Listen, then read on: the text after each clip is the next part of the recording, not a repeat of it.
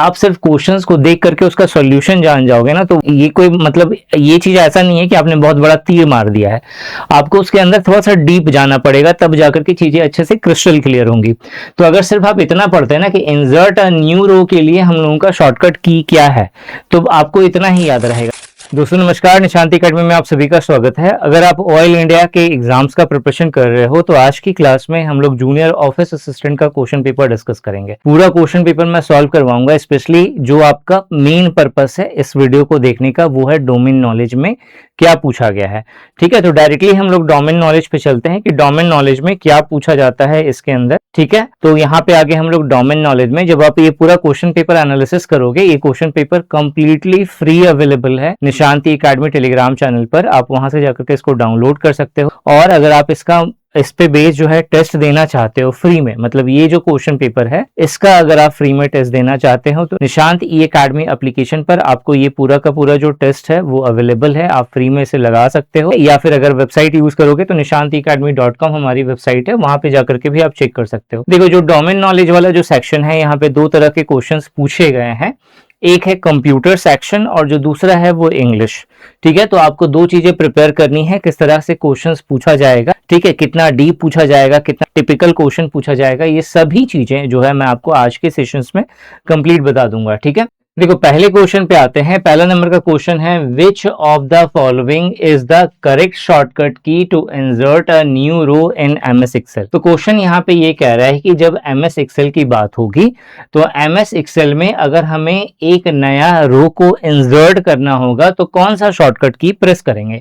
आपको यहाँ पे तो आंसर दिख रहा है control plus shift plus plus का बटन। अब एक्चुअल में सिर्फ इतना जानना काफी नहीं है। अगर आपसे यहाँ पे रो का जगह पे कॉलम पूछ ले तो क्या आंसर होगा ये भी पता होना चाहिए। आपको एक जनरल माइंडसेट मालूम होना चाहिए। मतलब एक्चुअल में जब आप एक्सेल पे बैठेंगे और control plus shift plus plus का बटन प्रेस करोगे तो होता क्या है ये पता होना चाहिए प्रैक्टिकली। तो जब कभी भी हम लोग एक्सेल फाइल ओपन करेंगे, अच्छा एक चीज और, यहाँ पे जो यहाँ शॉर्टकट की मेंशन है, ये शॉर्टकट की आपको 2016 और उसके बाद का वर्जन में आपको दिखेगा। मतलब 2016 हो गया, 2019 का वर्जन हो गया, या फिर उसी तरीके से 2026 वाला जो सबसे लेटेस्ट आई थिंक 2026 वाला वर्जन चल रहा है तो आपको उसमें दिखेगा।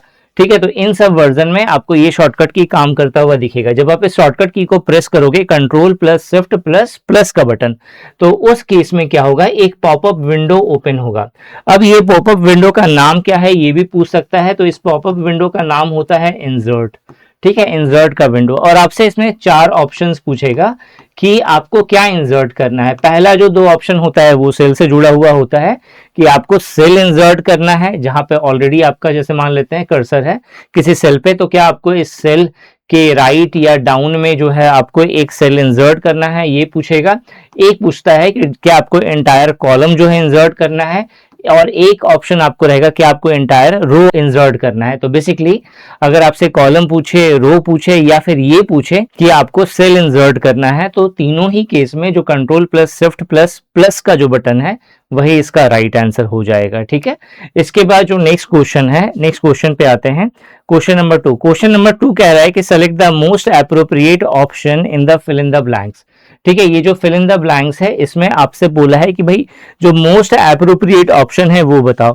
क्वेश्चन यहाँ पे बोल रहा है, क्वेश्चन है his speech was filled with dash making it difficult for the audience to understand his main point. ये एक इंग्लिश का क्वेश्चन है और आपसे एक यहाँ पे जो क्वेश्चन पूछा गया है ये पार्ट ऑफ स्पीच से जुड़ा हुआ क्वेश्चन पूछा गया है। क्वेश्चन यहाँ पे बोल रहा है कि हिज स्पीच, जो उसका जो स्पीच था वॉज फिल्ड विथ, वो भर गया किससे, डैश से। ठीक है, making it difficult for the audience, audience को डिफिकल्ट हो रहा था to understand his main point, जो उसका मेन पॉइंट था उसको समझने में दिक्कत हो रहा था। ठीक है, तो देखो यहाँ पे आपको कुछ चीजें समझनी होंगी। यहाँ पे समझना होगा कि his speech was filled with. ठीक है, जैसे हम लोग बोलते हैं ना कि the cup is filled with T. ठीक है, तो टी क्या है, यहाँ पे नाउन है। तो हमें उसी तरह से हिज स्पीच, जो उसका स्पीच है वो फिल हो गया किस चीज से, एक नाउन से। ठीक है, तो यहाँ पे आपको एम्बिग्यूअस से जुड़ा हुआ आपको 4 वर्ड दिख रहा है। ठीक है, तो आपको यहाँ पे बताना है इन चारों में से नाउन कौन होगा। तो उससे भी पहले आपको पता होना चाहिए जो एम्बिग्यूअस जो अपने आप में एक वर्ड है। ठीक है, एम्बिग्यूअस ये होता क्या है, ये एक एडजेक्टिव होता है। ठीक है, एम्बिग्यूअस क्या होता है, एक एडजेक्टिव होता है।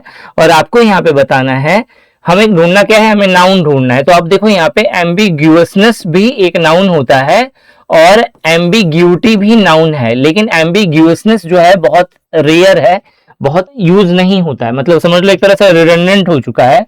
तो जो राइट आंसर है वो क्या है यहाँ पे, राइट आंसर है यहाँ पे एम्बिग्यूटी। ठीक है, तो एम्बिग्यूटी जो है ये यहाँ पे राइट आंसर हो जाएगा। क्यों होगा ये राइट आंसर, क्योंकि हमसे एक नाउन पूछा है, नाउन बताओ क्या है। ठीक है, तो उसके अकॉर्डिंग राइट आंसर हो गया आपका एम्बिग्यूटी।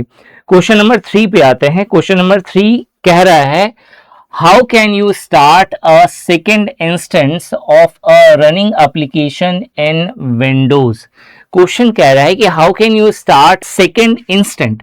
सेकेंड इंस्टेंट का मतलब होता है कोई चीज ऑलरेडी स्टार्टेड है, आपको उसका दोबारा से उसको फिर से एक नया डॉक्यूमेंट्स ओपन करना है या नया फिर से एप्लीकेशन को ओपन करना है।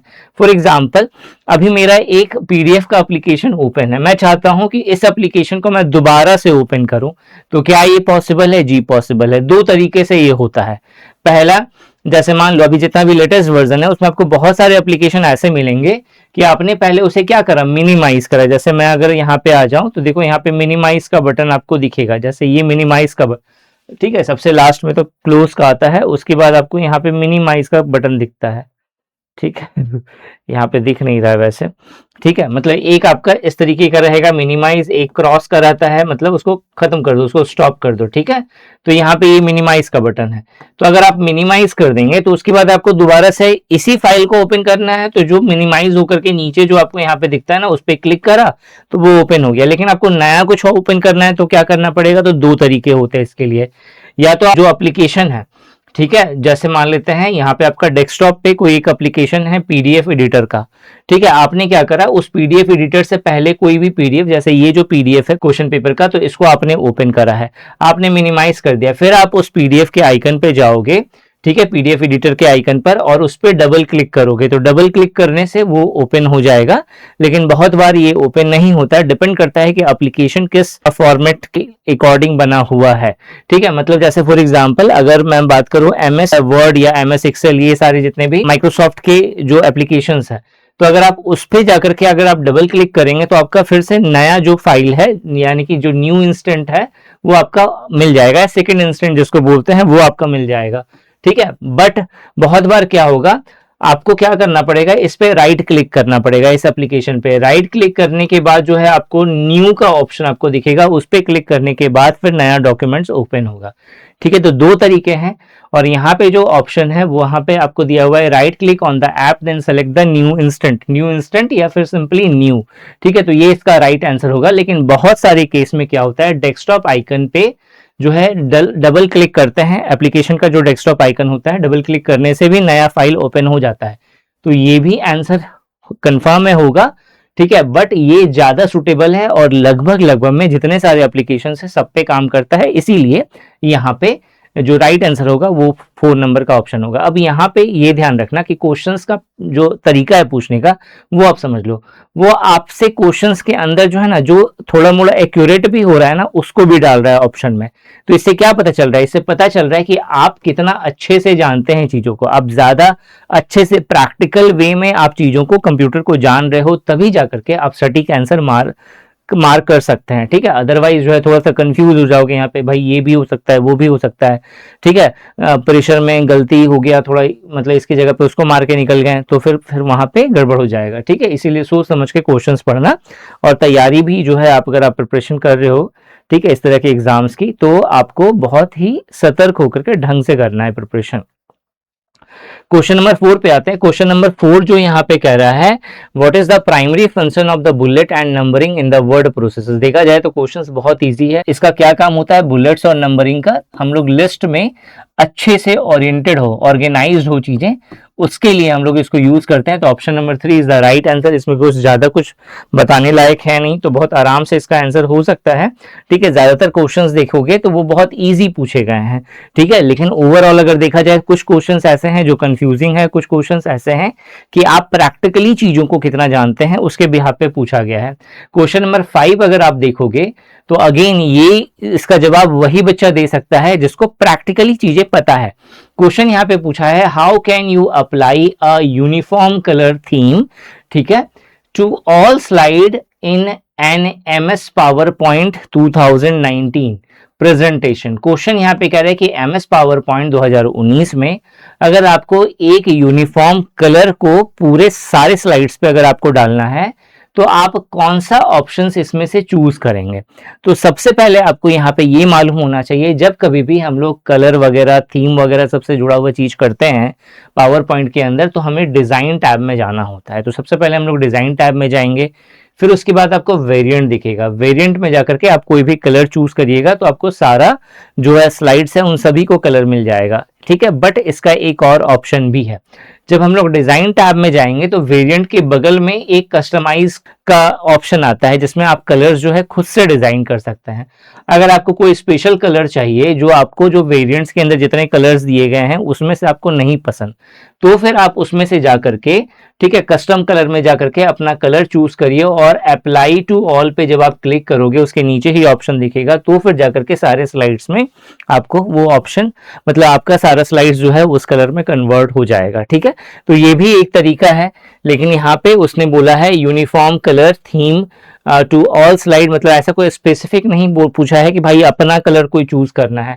कुछ कलर का वेरिएंट होता है वेरिएंट के अंदर, ठीक है, वहां से हम लोग चूज कर सकते हैं। तो this is the most suitable answer from the option, that's why this is the right answer. ठीक है, तो क्वेश्चन नंबर 3 आपका, क्वेश्चन नंबर 5 आपका अच्छे से क्लियर हो गया होगा। क्वेश्चन नंबर 6 पे आते हैं। क्वेश्चन नंबर 6 कह रहा है कि MS PowerPoint 2019 में कौन सा फीचर किसी शेप की बॉर्डर की मोटाई को समायोजन की सुविधा प्रदान करता है।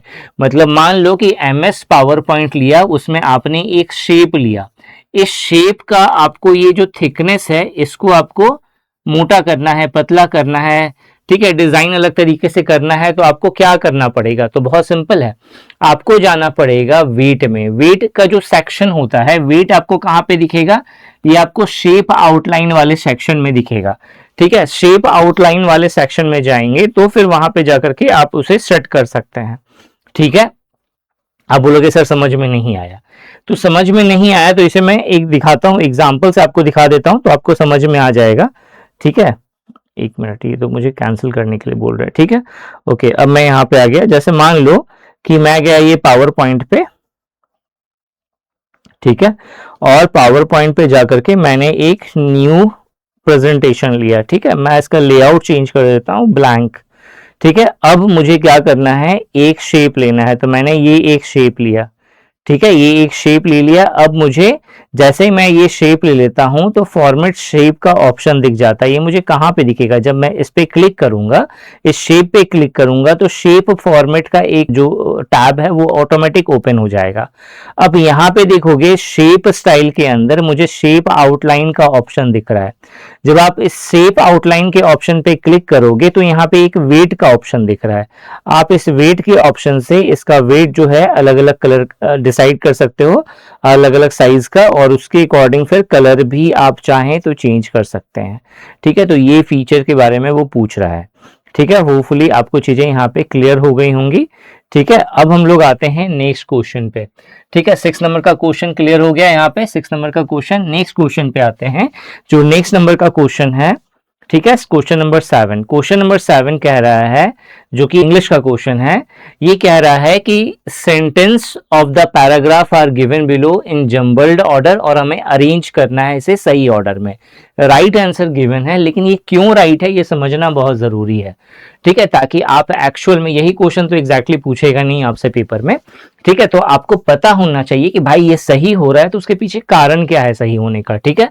तो यहाँ पे अगर आप क्वेश्चन देखोगे, यहाँ पे पूछा, यहाँ पे 4 जो है आपको सेंटेंस दिया गया, the old man sat on a bench, his hands trembling slightly as he clutched a worn book. दूसरा है हिज आई, ठीक है। तीसरा है अराउंड हिम, और बट ही सीम्ड लॉस्ट। देखो, जब कभी भी यहाँ पे बोला गया है इसको पैराग्राफ के फॉर्मेट में कन्वर्ट करना है, तो उसमें पहला सेंटेंस कौन होगा, दूसरा सेंटेंस कौन होगा, तीसरा सेंटेंस कौन होगा, चौथा सेंटेंस कौन होगा, इस तरह से पूछा गया है। अगर मान लो मैं आपसे बोलूंगा कि भाई आप जो है निशान सर को एक स्टोरी सुनाइए, तो आप बोलोगे डायरेक्टली स्टार्ट कैसे होता है, स्टार्ट होता है एक समय की बात है, ठीक है, या एक राजा रहता था, इस तरह से होता है। मतलब स्टार्टिंग में ना कोई क्वेश्चन मार्क आता है, ना किंतु आता है, ना परंतु आता है, ठीक है, इस तरह की चीजें नहीं आती हैं। तो अगर आप दूसरा देखोगे हिज आई, उसकी आंखें, तो मतलब अगर आपसे बोला गया कि एक स्टोरी सुनाओ, तो आप कैसे सुनाओगे, उसकी आंखें बहुत ही काली थी, नहीं, तो यहाँ पे क्वेश्चन आ जाएगा किसकी आंखें, ठीक है। तो इस तरह से जो है आप सेंटेंस को पकड़ सकते हैं कि भाई पहला जो हिज आईज बोल रहा है, तो पूरे पैराग्राफ का जो फर्स्ट जो लाइन है ये नहीं हो सकता, क्योंकि इसमें बोला गया है हिज आईज, मतलब उसकी आंखें।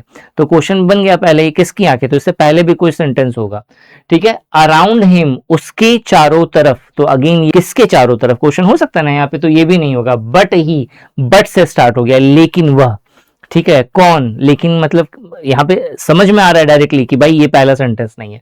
तो एकदम आसानी से कोई भी गेस कर सकता है यहाँ पे कि जो फर्स्ट वाला जो यहाँ पे ऑप्शन है वही पहला ऑप्शन होगा। तो आप देखो फर्स्ट वाला इसमें है और फर्स्ट वाला इसमें है, तो साफ साफ पता चल गया ये और ये गलत ऑप्शन है। तो अब आपको क्या करना है, ये फर्स्ट है, ठीक है, उसके बाद नेक्स्ट कौन सा है, तो आप यहाँ पे ऑप्शन से भी गेस कर सकते हो, ऐसा समझ करके भी गेस कर सकते हो, लेकिन ऑप्शन से करोगे तो जल्दी होगा। यहाँ पे ऑप्शन में आपको यहाँ पे 2 नंबर दिख रहा है, ठीक है, एक के बाद, और फिर एक के बाद 4 नंबर दिख रहा है। हम लोग दोनों पे जाएंगे, एक के बाद अगर 4 आते हैं तो आपको फिर समझना होगा। जैसे पहला वाला कह रहा है कि the old man sat on a bench, his hands trembling slightly as he clutched a worn book, ठीक है, और उसके बाद but he seemed lost in the world of his own, ठीक है। ये थोड़ा सा अटपटा सा लग रहा है, क्यों, क्योंकि उसने हाथ में किताब पकड़ी हुई है और वो उसके हाथ जो है ट्रम्बलिंग कर रहे हैं, कांप रहे हैं, और वो बेंच पे बैठा हुआ है, सिर्फ इतना इंफॉर्मेशन है।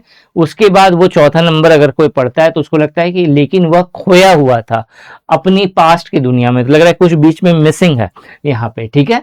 तो ये चीज यहाँ पे नहीं हो सकता, ठीक है। अब जो है, अब इसमें ये नहीं कि डायरेक्टली मार्क करके आगे बढ़ जाएंगे, हमें एक बार इसको पढ़ करके देखना पड़ेगा सही ऑर्डर हो रहा है या नहीं हो रहा है।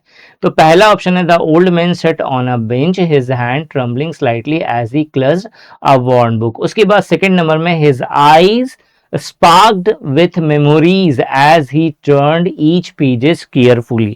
जब वो हर एक पेज को केयरफुली पलट रहा था इस तरीके से, तब उसकी आंखें चमक रही थी, स्पार्क्ड हो रही थी, किससे, उसकी मेमोरी से, अपनी यादों से, ठीक है। यादों मतलब हो सकता है कि वो उसका बायोग्राफी हो, वो लिखा हो अपने पास्ट के बारे में, कुछ भी एनेक्डोट हो सकता है, ठीक है।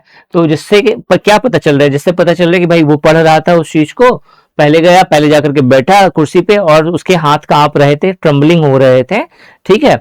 और जो है उसके बाद जो नेक्स्ट सीन क्या हुआ, वो उस किताब को खोलता है, उसको पढ़ना शुरू करता है और वो पास्ट में अपने खो जाता है, ठीक है। दूसरे के बाद फिर यहाँ पे चौथा, but he seemed lost in the world of his own, the book a window of to his past, मतलब किताब जो है उसका पास्ट बता रही है, उसके पास्ट का एक विंडो है जिससे वो अपनी ही दुनिया में क्या हुआ है, खोया हुआ है। और उसके बाद चौथा नंबर में बोल रहा है हिज अराउंड हिम, उसके चारों तरफ है, क्या है, life went on, children played, people walked by and birds chipped, ठीक है। मतलब उसके चारों तरफ जो है, जो दूसरी दुनिया है जैसे यहाँ पे बच्चे खेल रहे हैं, ठीक है, लोग जो है चारों तरफ टहल रहे हैं, और जो बर्ड है वो चहचहा रहे हैं, चिड़िया चहचहा रही है, ठीक है। तो एकदम परफेक्टली ये फिट बैठ रहा है, ठीक है। तो ये जो राइट आंसर कौन सा होगा इसमें, 3 नंबर वाला, ठीक है। इसके बाद नेक्स्ट क्वेश्चन पे आते हैं, क्वेश्चन नंबर 8 पे। क्वेश्चन नंबर 8, अगेन आपसे एक इंग्लिश का क्वेश्चन पूछा हुआ है, the dash phone on my desk belong to Ramya. ठीक है, तो ये तो बहुत सिंपल है, आपसे यहाँ पे बोला है कि कौन सा एप्रोप्रिएट आर्टिकल होगा, तो द होगा, क्योंकि वो राम्या से जुड़ा हुआ किताब फोन के बारे में बोल रहा है, तो the phone on my desk belongs to Ramya. ठीक है, बहुत सिंपल है, ये इजी है। क्वेश्चन नंबर 8 के बाद क्वेश्चन नंबर 9 पे आते हैं। क्वेश्चन नंबर 9 है, what is the primary function of RAM in computer. ठीक है, रैम यानी कि रैंडम एक्सेस मेमोरी। ठीक है, हम लोग रैंडम एक्सेस मेमोरी, ठीक है, रैम का ये हो गया फुल फॉर्म। तो आपसे यहाँ पे बोल रहा है कि रैम का जो है काम क्या होता है, तो आपको पता होगा कि रैम को हम लोग क्या बोलते हैं, वोलाटाइल मेमोरी भी कहते हैं। ठीक है, वोलाटाइल मेमोरी कहते हैं। क्यों कहते हैं इसको वोलाटाइल, क्योंकि ये परमानेंटली स्टोर नहीं करता है किसी चीजों को, टेम्पररी बेसिस पे स्टोर करके रखता है। और कब करता है, जैसे मान लो ब्रेन का एग्जांपल लेते हैं। ठीक है, ब्रेन में क्या होता है, हम लोग जब रास्ते पे चल रहे होते हैं ना, जैसे रास्ते पे चल रहे हो, तो क्या हमें जितने सारे आदमी दिख रहे होते हैं, क्या हम सबको याद रखते हैं? तो आप बोलोगे सर हमें तो कोई भी चेहरा जनरली याद ही नहीं रहता तब तक जब तक कोई जाना पहचाना ना दिख जाए। ठीक है, अपना दोस्त हो, अपना रिलेटिव हो, अपना फैमिली मेंबर हो, ठीक है, या बहुत पहले बहुत बिछड़ा हुआ फ्रेंड हो, ब्रेकअप की हुई प्रेमिका हो, कुछ भी हो सकता है। ठीक है, तो इस केस में क्या होता है ना, हम जब हमारा अननोन जो चेहरा जब सामने आता है, तो हमारा जो ब्रेन है उसका रैम काम करता है। तो अब ये जो रैम काम कर रहा है, ये क्या करता है, ये चीजों को टेम्पररी बेसिस पे स्टोर करके रखता है। ठीक है, मतलब ऐसा नहीं है कि हम लोग आंख बंद करके रास्ते पे चल रहे हैं, हम लोग मतलब सारा कुछ देख रहे हैं, नॉर्मल होते हैं, बट इन दैट केस जो मेमोरी जो डिवाइस जो एक्टिव होता है ब्रेन में, वो रैम होता है। ठीक है, तो जब भी रैम एक्टिव होगा ब्रेन में, तो वो क्या करेगा, वो शॉर्ट टर्म के लिए चीजों को मतलब रखेगा, स्टोर करेगा, और फिर उसे डिलीट भी करता जाता है जैसे जैसे वो चीजें पास हो रही होती हैं। ठीक है, तो सेम चीज यहाँ पे भी है, जब हम लोग इंटरनेट वगैरह सब सर्फ करते हैं कंप्यूटर के अंदर, तो एट दैट टाइम सब कुछ जो है स्टोर करने की जरूरत नहीं है, वो आपका कंप्यूटर पे सेव नहीं रहता। ठीक है, तो उस केस में जो भी फाइल्स हो रही हैं, जो ब्राउज हो रही होती हैं, उसे वो रैम में स्टोर करके रखता है, एंड दैट इज वाई, ठीक है, ये एक टेम्पररी स्टोरेज डिवाइस के रूप में काम करता है। ठीक है, तो इसका मेन फंक्शन याद रखना, टेम्पररी स्टोरेज का इसका मेन काम होता है। ठीक है, क्वेश्चन नंबर 9 होपफुली आपको अच्छे से समझ में आ गया होगा। ठीक है, इसके बाद हम लोग नेक्स्ट नंबर क्वेश्चन पे आते हैं, क्वेश्चन नंबर 10 पे। ठीक है, एक मिनट दीजिए मुझे। ठीक है, क्वेश्चन नंबर 10 पे आते हैं। क्वेश्चन नंबर 10 कह रहा है, what is the result of deleting a column in MS Excel.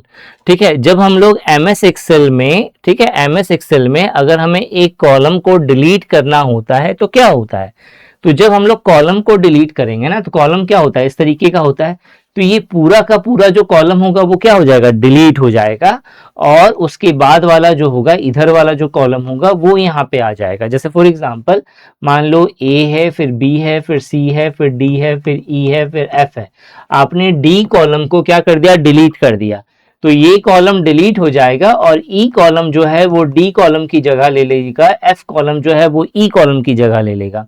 इस तरीके से चीजें होंगी। तो यहाँ पे भी वही चीज है, the entire column is removed and the column to the right shift left, मतलब जो राइट शिफ्ट में था वो किधर आ जाएगा, लेफ्ट में आ जाएगा। ठीक है, सो क्वेश्चन नंबर 10 आपका क्लियर हो गया होगा।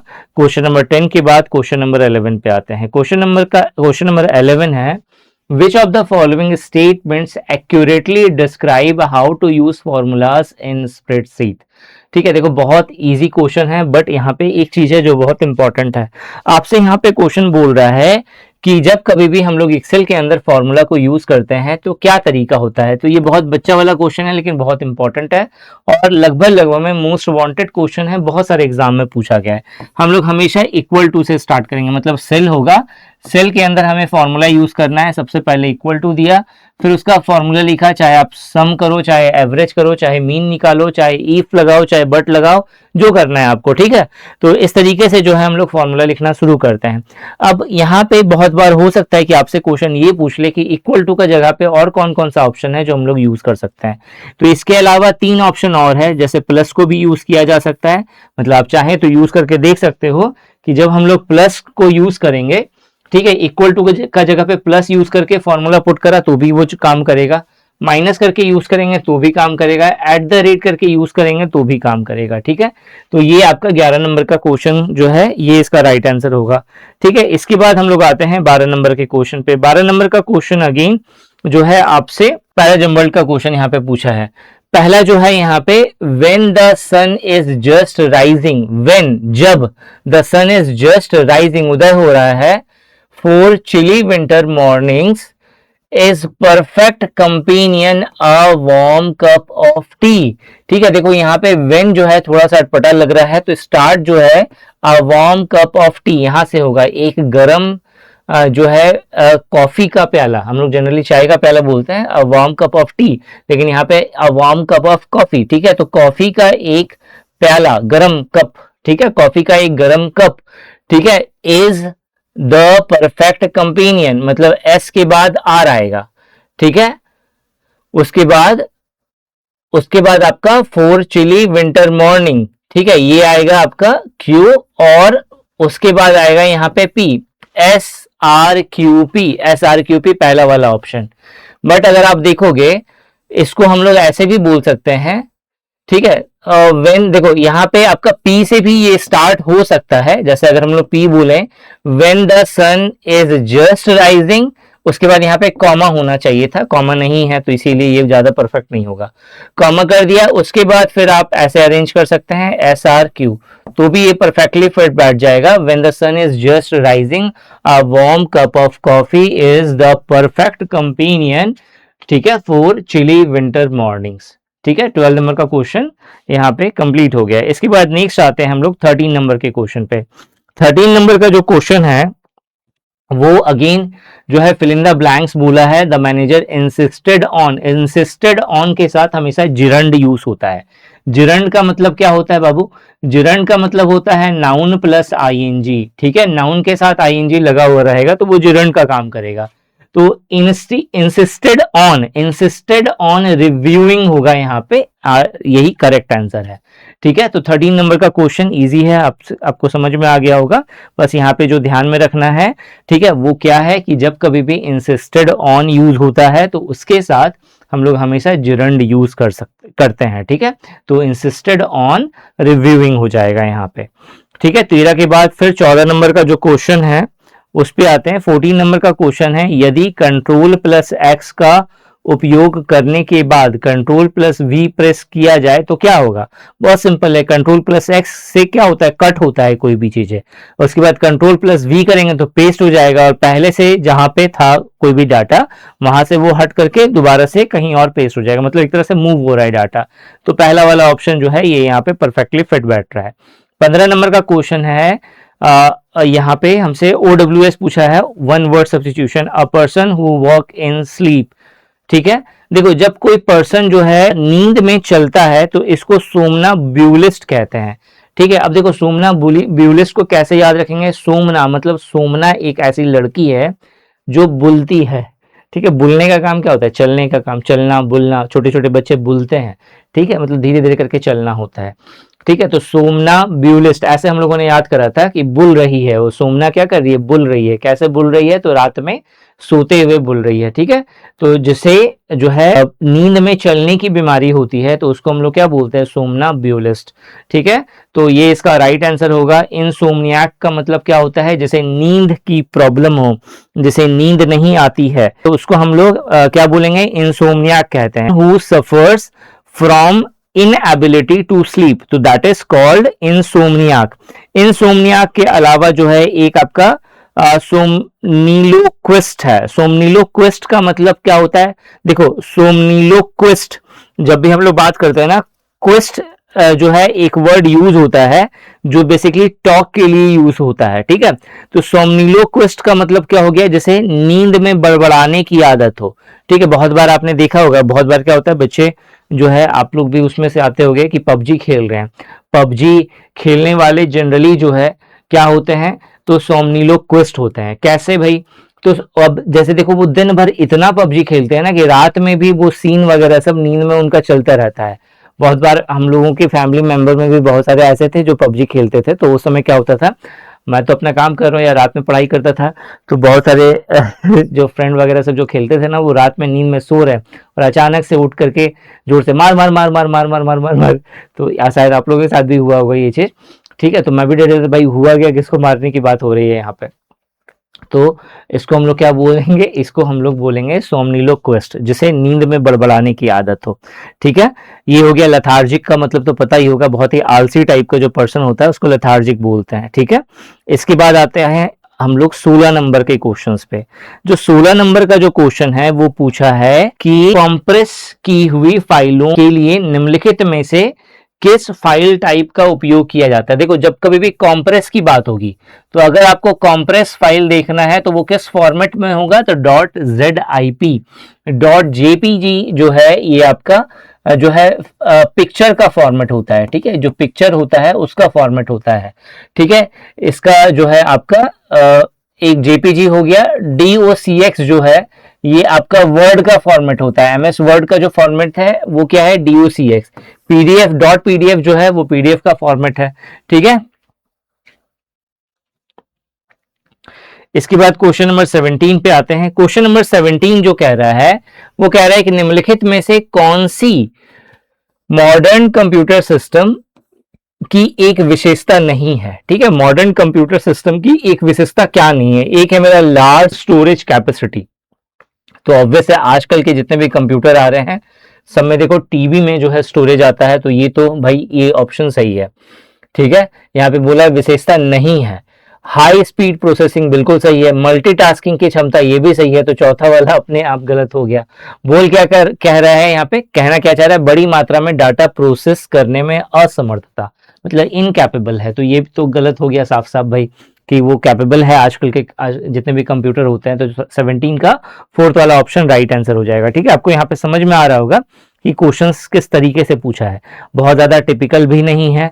ठीक है, और अगर आपने अच्छे से प्रैक्टिकली अगर कंप्यूटर पढ़ा है तो आप बहुत आराम से जो है चीजों को कर सकते हैं। अगर आपने नहीं पढ़ा है प्रैक्टिकली तो निशांत ई एकेडमी एप्लीकेशन प्ले स्टोर से जरूर डाउनलोड करिए। वहां पे जितने भी कोर्सेस हैं वहां पे बहुत ही प्रैक्टिकल वे में मैंने चीजों को बताया है कंप्यूटर के अंदर, ताकि आप बहुत ही अच्छे से अपना कंप्यूटर प्रिपेयर कर सकें। ठीक है, क्वेश्चन नंबर 18 की बात करें, select the correct homophones of the underline word of the following sentences. ठीक है, होमोफोन मतलब एक जैसा सुनने में होता है लेकिन उसका मीनिंग अलग होता है। The bus fair was very high, जबकि फेयर का स्पेलिंग क्या होगा यहाँ पे, FAIR होगा। ठीक है, ये इसका होमोफोन हो गया। ठीक है, इसके बाद 18 के बाद हम लोग 19 नंबर के क्वेश्चन पे आते हैं। 19 नंबर का क्वेश्चन क्या कह रहा है, 19 नंबर का क्वेश्चन कह रहा है कि which of the following statement about using formulas in an MS Excel spreadsheet is correct.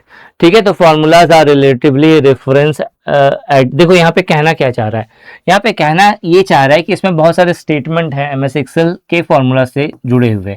ठीक है, एक क्या होता है, जैसे मान लो कि ये जो सेल है, ठीक है, इस सेल के अंदर हम लोग को फॉर्मूला यूज करना है। ठीक है, तो हम लोगों ने फॉर्मूला यूज किया सम का। इसके ऊपर में भी कुछ सेल है, तो उसके लिए हमने कुछ रेफरेंस ले लिया। जैसे A1 से लेकर के हमें सपोज F5 तक का हमें सम निकालना है। तो ये चीज जब हम लोग कर रहे हैं, इस चीज को जब हम लोग कर रहे हैं, तो यहां पे क्या होगा, ठीक है, इस चीज को जब हम लोग कर रहे हैं तो यहाँ पे अगर मान लेते हैं सेम फॉर्मूला को अगर हम यहाँ से कॉपी मार करके कहीं और पेस्ट करते हैं तो वो काम करेगा, तो जवाब है नहीं।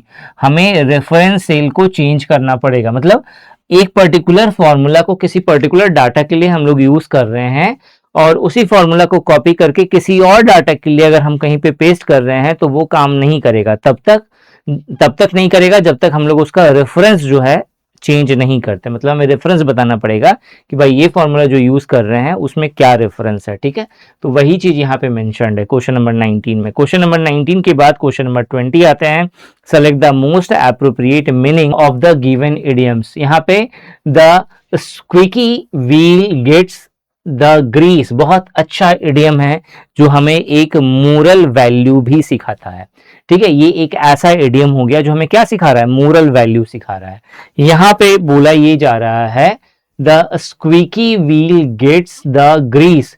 स्क्वीकी व्हील का मतलब क्या हो गया, एक ऐसा व्हील जो साउंड ज्यादा कर रहा है। जब आप साइकिल चलाओगे ना, देखना कि दो पहिए हैं आपके, ठीक है, एक पहिया आवाज कर रहा है ची ची ची ची ची ची, तो आपको क्या लगेगा भाई इसमें प्रॉब्लम है।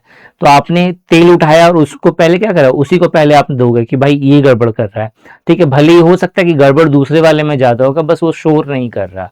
ठीक है, तो यहाँ पे भी वही चीज है कि ग्रीसिंग हम लोग उसी पहिए को करते हैं जो आवाज करता है। तो ये एक क्या है, ये एक फ्रेज है, ये कहना ये चाह रहा है कि एक्चुअल में जो जितना ज्यादा कंप्लेन करता है पहले प्रॉब्लम उसी की सॉल्व होती है। ठीक है, तो यहाँ पे इसका मतलब क्या हो गया, यहाँ पे मतलब हो गया जो अपने प्रॉब्लम्स को हाईलाइट करता है उसी के प्रॉब्लम पहले सॉल्व होते हैं, ना कि अपने प्रॉब्लम को दबा करके रखता है। ठीक है, मतलब आप हो सकता है कि ये आपके फैमिली में भी हो सकता है, आपकी सोसाइटी में भी हो सकता है। मतलब आपको अगर आपको लगता है कि आपके साथ कुछ गलत हो रहा है तो उस समय चुप रहने की जरूरत नहीं है, आपको क्या करना पड़ेगा, उसके लिए आवाज उठानी पड़ेगी। तो जब आप आवाज उठाते हैं कि भाई मेरे साथ ये हो रहा है जो गलत है, तब जाकर के लोगों की नींद टूटती है और फिर जो है आपके समर्थन में खड़े होते हैं। दिस इज वेरी इंपॉर्टेंट, मतलब ये एक आपको एक लाइफ लेसन दे रहा है यहाँ पे। ठीक है, तो the squeaky wheel gets the grease, ये क्या होगा, the loudest complain get attention and help, जो सबसे ज्यादा चिल्लाएगा। ठीक है, जैसे एक भीड़ में लाइन लगी हुई है और जो स्टाफ होंगे वो बहुत स्लो, बहुत धीरे धीरे काम कर रहे हैं। ठीक है, अब आदमी सिस्टम उसी तरह से चल रहा है, लेकिन पीछे एक आदमी है उसने जोर से चिल्लाना शुरू कर दिया, भाई इतना धीरे काम कर रहा है, ये कर रहा है, वो कर रहा है, कुछ नहीं तो हाँ कंप्लेन कर देंगे, ये कर देंगे, वो कर देंगे। तो फिर वो फ्रस्ट्रेशन में आकर के फिर जल्दी जल्दी करना शुरू करेगा, ऐसा होता है। तो that is the idiom here. ठीक है, 20 के बाद जो नेक्स्ट क्वेश्चन आते हैं वो है मेरा 21 पे। 21 नंबर का क्वेश्चन कह रहा है select the incorrectly spelled word from the sentence given below. अब यहाँ पे जो क्वेश्चन बोल रहा है 21 का, इसमें बोल रहा है कि जो इनकरेक्टली स्पेल्ड वर्ड है वो बताओ। इसमें पहला है कॉन्फ्रेंस, दूसरा है एकोमोडेशन, एकोमोडेशन का स्पेलिंग गलत है इसीलिए यही इसका राइट आंसर हो जाएगा। इजी था क्वेश्चन। नेक्स्ट आते हैं हम लोग, नेक्स्ट है मेरा क्वेश्चन नंबर 23। क्वेश्चन नंबर 23 हमें कह रहा है कि 1971 में रिलीज किए गए इंटेल 4004, ठीक है, 4004 प्रोसेसर का महत्व क्या है। देखो जो इंटेल 40, ठीक है, इंटेल 4004 था, ये एक ऐसा प्रोसेसर था जिसको फर्स्ट टाइम पहली बार बिजनेस पर्पस के लिए यूज किया गया था। ठीक है, बिजनेस पर्पस के लिए यूज किया गया था। तो इसका मतलब ये पहला ऐसा प्रोसेसर है जिसको आप बिजनेस प्रोसेसर कह सकते हैं। ठीक है, तो इसका राइट आंसर क्या हो जाएगा, ठीक है, कि ये पहला कॉमर्शियल जो है माइक्रो प्रोसेसर है जो कि लॉन्च कब हुआ था, 1971 में लॉन्च हुआ था। ठीक है, चलो इसके बाद जो है नेक्स्ट क्वेश्चन पे आते हैं हम लोग। देखो 24 नंबर का जो क्वेश्चन है, 24 नंबर का क्वेश्चन कह रहा है कि आपको यहाँ पे जो प्रोवर्ब दिया हुआ है उसका मतलब बताना है। प्रोवर्ब है when in room do as the Romans do. ठीक है, जब आप रूम में रहेंगे तो आप वैसा ही करिए जैसा रोमन्स करते हैं। तो कहने का मतलब ये है कि आप जिस सिचुएशन में हैं आपको उसी सिचुएशन के अकॉर्डिंग ढल जाना होता है और यही समझदारी है। ठीक है, मतलब जैसे आप मान लेते हैं कि बहुत बड़े आदमी हो लेकिन आप जो छोटे लोगों या गरीब लोगों की जिसको कहते हैं ना उनके बीच में आप चले गए, तो जब आप गरीब लोगों के बीच में चले गए तो आपको उनकी तरह थोड़ा सा ढल जाना चाहिए ताकि अपनापन फील हो। ठीक है, ताकि जरूरत के समय में वो आपकी हेल्प कर सके। ठीक है, या आप उनकी हेल्प कर सके। तो ये जो सिचुएशन है, ठीक है, कि जो जब जैसा सिचुएशन है उसके अकॉर्डिंग ढल जाना, इसका एक प्रोवर्ब क्या है, when in Rome do as the Romans do. तो इसका जो राइट आंसर वो क्या हो जाएगा, adopt the customs of a place where you are in, मतलब आप जिस जगह पे हैं उसी के अकॉर्डिंग चीजें करनी चाहिए। 24 के बाद जो नेक्स्ट क्वेश्चन है वो है 25 नंबर का, और parts of the following sentences have been given as options. Okay, select the options that contain an error, error detection से जुड़ा हुआ है। His passion for to play, देखो हिज पैशन फॉर प्लेइंग होगा, 4 और 2 दोनों एक साथ नहीं आएगा, तो जो राइट आंसर इसका हो जाएगा वो क्या होगा, 4 टू प्ले। ठीक है, क्लियर हो गया, इजी क्वेश्चन था। 26 नंबर का जो क्वेश्चन है वो क्या है, 26 नंबर का क्वेश्चन है यहाँ पे select the sentence from the following option that is not in past tense, जो पास्ट टेंस में नहीं है। ठीक है, तो देखो यहाँ पे ही writes a letter to his friend, ये क्या है, प्रेजेंट इंडेफिनिट टेंस हो गया, ठीक है। ही राइट्स अ लेटर, वो लिखता है एक पत्र अपने दोस्त को, ठीक है। इसके बाद जो है 27 नंबर का क्वेश्चन है, which of the following best explain the difference between sleep mode and hibernate mode in window. ये बहुत इंपॉर्टेंट क्वेश्चन है। देखो ये क्वेश्चन है, ये बड़ा इंटरेस्टिंग पूछा गया है। क्वेश्चन है यहाँ पे, विच of the following best explain the difference between sleep mode and hibernate mode in Windows. Question क्या कह रहा है कि स्लीप मोड और हाइबरनेट मोड जो होता है विंडोज का, इन दोनों में क्या डिफरेंस है, मेजर डिफरेंस वो बताओ। देखो इसको आप ऐसे समझो कि एक जो मनुष्य है उसकी बहुत सारी अवस्थाएं होती है सोने की। जैसे आप मान लो कि जैसे मैं हूं, मैं आंख बंद करके चुपचाप से हूं, तो ये क्या हो गया, ये आपका स्लीप मोड हो गया, ठीक है। लेकिन एक मोड होता है ना जिसमें आप थोड़ी देर के लिए नैप लेते हैं, ठीक है, या फिर थोड़ा देर के लिए जो है ना ये चीज हल्का सा रिलैक्स हो गया, ठीक है, और फिर जब आप जगते हो उसके बाद नैप के बाद, तो आपको पूरा एक्टिव होने में थोड़ा सा टाइम लगता है, जबकि आपने आंख सिर्फ बंद की हुई है, ठीक है। लेकिन उसके बाद फिर जब आपने आंख खोला तो आपका वही जो एनर्जी लेवल जो था जो अभी है वही है, ठीक है। तो ये चीज थोड़ा सा आपको अंतर समझा देगा, ठीक है। बेसिकली क्या होता है, जो स्लीप मोड है, स्लीप मोड में एक सिस्टम जो होता है वो एनर्जी को कंज्यूम कर रहा होता है, बट जो फाइल जो स्टोरेज है वो वहीं पे रहता है स्टोर किया हुआ जहां पे प्रोसेस चल रहा होता है। मतलब मान लेते हैं कि अभी मैं पढ़ा रहा हूं, ठीक है, थोड़ी देर के लिए मैंने इस सिस्टम को स्लीप मोड पे डाल दिया, तो जो फाइल जिस तरीके से ओपन था वैसे ही रहेगा, जो पावर कंजम्पशन है वो वैसे ही कर रहा होगा, लेकिन अभी के कंपैरिजन में थोड़ा कम करता है। वो कम कहाँ पे होता है, बस ये जो मॉनिटर जो आपको दिख रहा है, जो स्क्रीन जो दिख रहा है, वो आपका स्लीप मोड में चला जाता है, वो बंद हो जाता है, लेकिन बाकी काम जो है एज इट इज चल रहा होता है। मतलब जैसे ही आप टच करोगे वो वापस से जाग गया हूं मैं वाली फीलिंग आ जाएगी।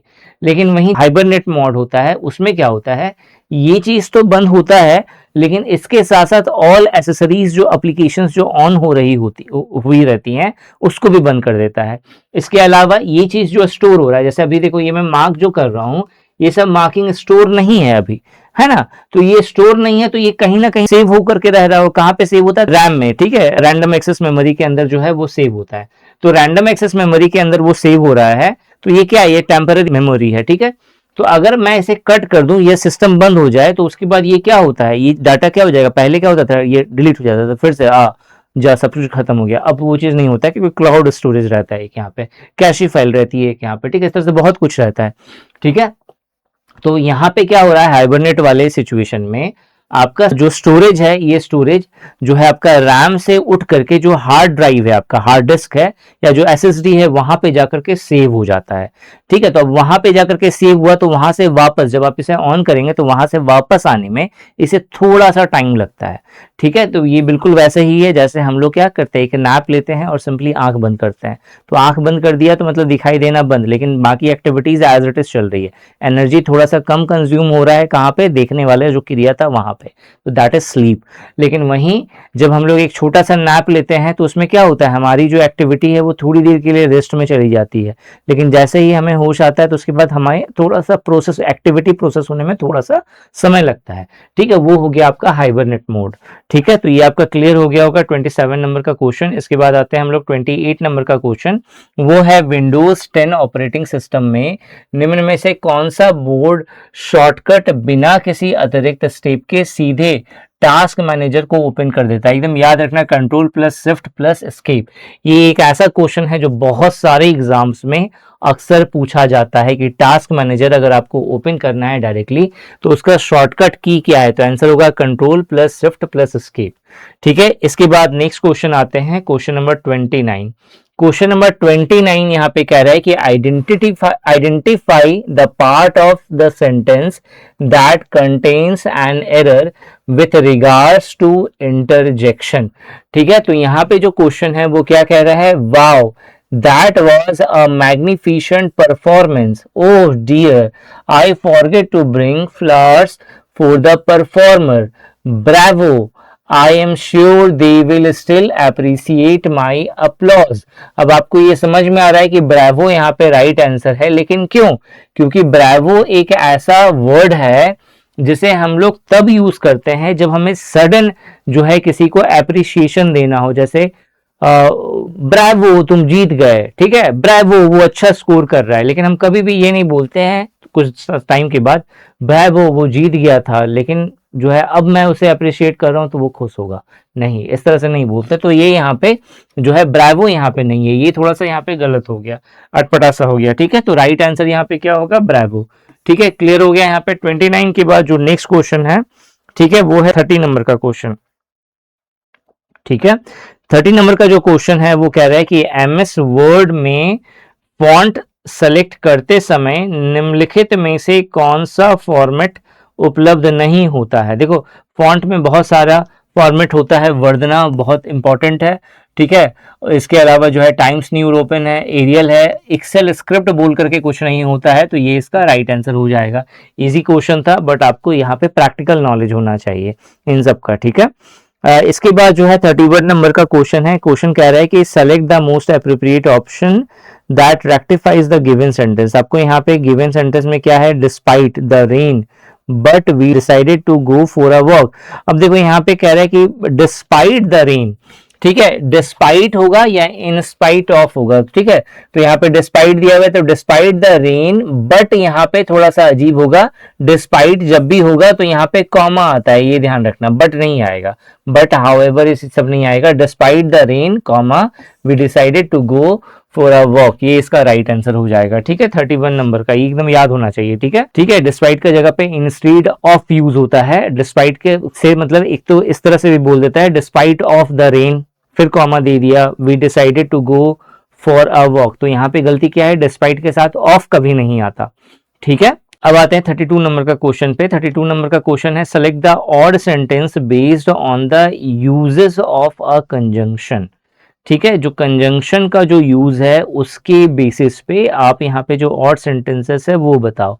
तो she likes coffee and tea and यहाँ पे कंजंक्शन है, I want to go out but it started raining, but यहाँ पे कंजंक्शन हो गया, he enjoys playing football and cricket, ये एंड यहाँ पे कंजंक्शन हो गया, they will go to the park. ठीक है, टू जो है यहाँ पे क्या हो गया, प्रीपोजिशन हो गया, तो यहाँ पे ये कंजंक्शन नहीं है, दैट्स वाई जो राइट आंसर होगा वो आपका ऑप्शन नंबर 4 होगा। 33 नंबर का क्वेश्चन है, शॉर्टकट जो है आपका कंट्रोल प्लस एस का मुख्य फंक्शन क्या है। तो कंट्रोल प्लस एस का मुख्य फंक्शन क्या होता है, सेव करना डॉक्यूमेंट को, ये भी इजी क्वेश्चन था। 34 नंबर का क्वेश्चन है, identify the sentence with the incorrect use of adverb. Adverb का जो इनकरेक्ट यूज है, ठीक है, वो आपको यहाँ पे आइडेंटिफाई करना है। ही रन क्विकली होगा ना कि क्विक होगा, तो यहाँ पे पहला वाला ऑप्शन ही राइट आंसर है। ये सब इजी क्वेश्चन हो गए, ठीक है। 35 नंबर का क्वेश्चन है, किसी भी मौजूद एमएस पावर पॉइंट प्रेजेंटेशन को ओपन करने का जो उचित तरीका है वो क्या होगा। एमएस पावर पॉइंट आइकन पर क्लिक करिए, उसके बाद फाइल पे जाइए, फिर ओपन पे करिए, ठीक है। और अगर आपको नया लेना है तो नया सेलेक्ट करिए, नहीं तो जो पुराना फाइल से उसमें से चूज करिए, ठीक है। तो जो ऑप्शन नंबर 3 है वो राइट आंसर हो जाएगा। फिर यहाँ पे इनकरेक्टली स्पेल्ड वर्ड जो है वो क्या है, तो बेनिफिशियरी BENE होता है, यहाँ पे BENI दिया हुआ है, ठीक है। तो आपको क्वेश्चन का समझ में आ रहा होगा कि क्या लेवल है। यहाँ पे 37 नंबर का क्वेश्चन है, यहाँ पे आपसे एरर पूछा है डिस्पाइट, यहाँ पे फिर डिस्पाइट से क्वेश्चन पूछा है, despite being a fluent despite being fluent in multiple languages, he had difficulty to communicate with the locals। ठीक है, यहाँ पे क्या मिस्टेक क्या है, तो despite being fluent in multiple languages he had difficulty in होगा, ना कि difficulty to होगा, ठीक है। difficulty के साथ क्या आता है, in आता है, difficulty in communication with the locals होगा। 38 नंबर का क्वेश्चन है, which of the following is an example of वैन। ठीक है, तो वैन हो गया, लैन हो गया, ठीक है। वाइड एरिया नेटवर्क बोलते हैं वैन को, लैन को क्या बोलेंगे, लोकल एरिया नेटवर्क बोलेंगे, ठीक है। तो लोकल एक होता है मेरा मैन, मेट्रोपॉलिटन एरिया नेटवर्क, ये सब क्या है, ये सब इंटरनेट के एग्जांपल्स हैं, ठीक है। तो जो ऑप्शन नंबर 4 है वो यहाँ पे राइट आंसर हो जाएगा। 39 नंबर का क्वेश्चन है, what is the primary purpose of CD। ठीक है। इन कंप्यूटिंग, सीडी यानी कि कॉम्पैक्ट डिस्क होता है, ये एक्चुअल क्या करता है, ये एक्चुअल में जो है लेजर टेक्नोलॉजी पे काम करता है और स्टोरेज डिवाइस के रूप में काम करता है। तो यहाँ पे देखो जो ऑप्शन नंबर 2 है, to store and retrieve data, मतलब डाटा को रिट्राइव किया जा सकता है, वापस से एक्सट्रैक्ट किया जा सकता है यूजिंग लेजर टेक्नोलॉजी। ठीक है। 39 के बाद जो नेक्स्ट है वो है आपका 40 नंबर का क्वेश्चन। यहाँ पे 40 नंबर का क्वेश्चन कह रहा है कि जो आपको ग्रामेटिकल एरर ढूंढना है सेंटेंस में से, सेंटेंस में वो है neither of the managers, neither of मतलब दोनों मैनेजर में से कोई भी नहीं। ठीक है। एडमिटेड, उसने माना that they were responsible for the mistake, बिल्कुल सही है यहाँ पे, इसमें किसी प्रकार का एरर नहीं है। इसके बाद 41 नंबर का जो क्वेश्चन है वो आपसे ऑड वन फाइंड करने को बोला है। हालांकि ये क्वेश्चन देखा जाए तो ये रीजनिंग जैसा क्वेश्चन है जो इंग्लिश बना करके इसने डाला है। ठीक है। क्वेश्चन है यहाँ पे शेक्सपियर है, मिल्टन है, पाइथागोरस है और वर्ड्सवर्थ है। देखो यहाँ पे शेक्सपियर हो गया, मिल्टन हो गया और वर्ड्सवर्थ, ये तीनों जो है इंग्लिश लिटरेचर से जुड़े हुए नाम है और पाइथागोरस जो है वो एक मैथमेटिशियन है। ठीक है। तो इसीलिए ऑप्शन 3 जो है वो यहाँ पे राइट आंसर हुआ। ठीक है। नेक्स्ट है यहाँ पे select the option that express the given sentence in the future continuous tense. ठीक है। फ्यूचर कंटिन्यूअस टेंस में अगर आपको यहाँ पे जो ऑप्शन दिया हुआ है उसमें से चूज करना है। यहाँ पे देखो, यहाँ पे कह रहे हैं कि Reena will wait for us at the theatre. ठीक है। तो रीना, इसको फ्यूचर कंटिन्यूअस में बनाना है तो रीना विल बी वेटिंग हो जाएगा। ठीक है। तो यहाँ पे देखो पहला वाला ऑप्शन है वो इसका राइट आंसर है। तो 10 से क्वेश्चन बना हुआ है यहाँ पे। 43 नंबर का क्वेश्चन है यहाँ पे, select the most appropriate suffix of the word given in the bracket to rectify the given sentence. यहाँ पे अर्जेंट है, अर्जेंट से बनाना है। क्वेश्चन यहाँ पे है the charity focused on providing immediate relief to victims of the natural disaster, emphasizing the urgency of the situation। ठीक है। तो emphasizing the urgency, urgency यहाँ पे क्या है, नाउन है। ठीक है। तो यहाँ पे 43 नंबर का जो है आपका यहाँ पे क्लियर हो गया होगा अच्छे से। यहाँ पे याद रखना अर्जेंटली जो है पहला वाला। ठीक है। अर्जेंटली जो है वो क्या है, एडवर्ब है। ठीक है। और अर्जेंट क्या है, अर्जेंटल और अर्जेंटफुल, इस तरह का कोई सेंटेंस होता नहीं है, मतलब कोई वर्ड इस तरह का नहीं होता है। तो ये दोनों तो गलत हो गया आपका। ठीक है। अर्जेंसी यहाँ पे राइट आंसर होगा। 44 नंबर का क्वेश्चन है, select the most appropriate option that rectifies the given sentence. ठीक है। तो यहाँ पे अगर आप देखोगे, yes I dropped my tea cup and spilled everything on the table. ठीक है। तो यहाँ पे क्या है, यस नहीं होगा, उप्स होगा, गलती से हो गया। ठीक है। ऐसे हम लोग बोलते हैं। तो oops I dropped my tea cups and spilled everything on the table. देखो अगर देखा जाए, आप यहाँ पे सारे क्वेश्चंस देखोगे तो बहुत ही इजी फॉर्मेट में क्वेश्चंस है, बहुत ज्यादा टिपिकल नहीं है। इस क्वेश्चन में जो है आपसे पार्ट ऑफ स्पीच पर बेस्ड जो है क्वेश्चन पूछा गया है। अंडरगो हो गया, फोरसेक हो गया, ओवरसी हो गया। जब हम लोग इस तरह के सेंटेंस की बात करते हैं ना, तो यहाँ पे अगर देखोगे तो ये सब जो सेंटेंस है आपका ज्यादातर अंडरगो हो गया, फोरसेक हो गया, ओवरसी हो गया, ये तीनों क्या है, ये तीनों आपके वर्ब के फॉर्म है। लेकिन वहीं अगर हम लोग देखें हाउएवर जो यहाँ पे दिया हुआ है वो क्या है, एक एडवर्ब है, या फिर इसको आप लोग कंजंक्शन के जैसा भी हाउएवर को यूज करते हैं। तो चौथा वाला जो है ये थोड़ा सा ऑड हो गया।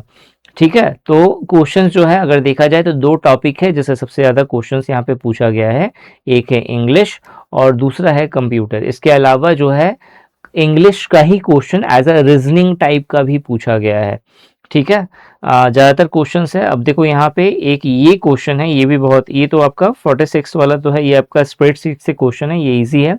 47 जो है यहाँ पे देखो, ये इंफॉर्मेशन कियोस्क बोला गया है। इंफॉर्मेशन कियोस्क क्या होता है, ये बहुत इंपॉर्टेंट क्वेश्चन है और आजकल एग्जाम में पूछ रहा है इस क्वेश्चन को। यहाँ पे क्वेश्चन है, what is the main purpose of the information kiosk.